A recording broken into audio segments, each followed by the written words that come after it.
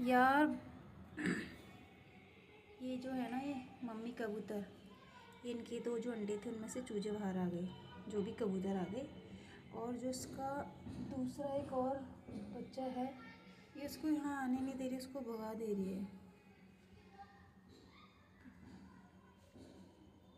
पता नहीं बेचारा कहाँ चला जाएगा।